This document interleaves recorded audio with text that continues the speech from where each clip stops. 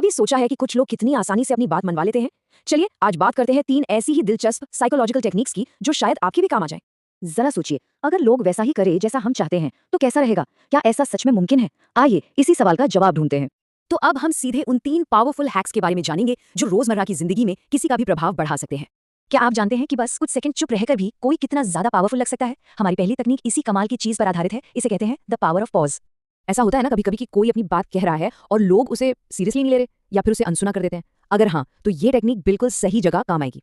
और इसका सोल्यूशन इतना सिंपल है कि यकीन नहीं होगा। बस अपनी बात कहने से ठीक पहले 2 से 3 सेकंड के लिए रुक जाइए।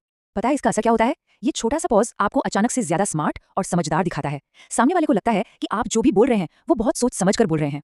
जरा सोचिए, अपनी अगली मीटिंग में या किसी आर्ग्यूमेंट के बीच या फिर इंटरव्यू में इसका इस्तेमाल करके देखिए, आपका इंप्रेशन ही अलग पड़ेगा। चलिए अब बढ़ते हैं हमारे दूसरे हैक की तरफ। ये थोड़ा सा कह सकते हैं उल्टा है, लेकिन ये तब बहुत काम आता है जब लोग आपकी बात मानने को तैयार ही ना हो। वो सिचुएशन याद है जब कोई किसी काम के लिए सीधा सीधा ना बोल देता है, तब ज्यादातर लोग बहस करने लगते हैं। लेकिन रुकिए, इसका एक और मजेदार तरीका है। यहीं पर काम आती है रिवर्स साइकोलॉजी। जबरदस्ती करने के बजाय बस आराम से कह दीजिए, ठीक है मत करो। और फिर देखिए कमाल, हमारा दिमाग ना अक्सर उल्टा रिएक्ट करता है। जैसे ही किसी को कुछ करने से रोका जाता है, हो सकता है कि वो इंसान वही काम करने लगे जिसके लिए उसने पहले मना किया था। नेगोशिएशन हो या किसी को इन्फ्लुएंस करना हो, ये टेक्निक एक बहुत ही पावरफुल टूल बन जाती है। बस इसे सही जगह और सही तरीके से इस्तेमाल करने की बात है।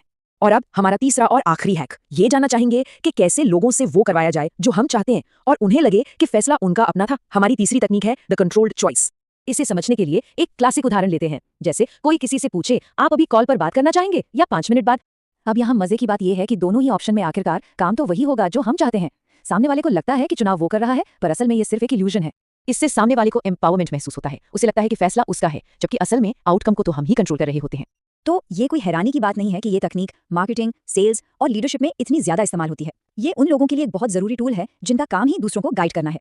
तो चलिए एक बार फटाफट इन 3 पावरफुल साइकोलॉजिकल टूल्स को रिकैप कर लेते हैं और देखते हैं कि हमने आज क्या सीखा। तो सिंपल सा रूल है, जरूरी बातचीत में गंभीर दिखने के लिए पॉज पावर, अगर कोई ना बोले तो रिवर्स साइकोलॉजी, और आउटकम को कंट्रोल करना है तो कंट्रोल्ड चॉइस।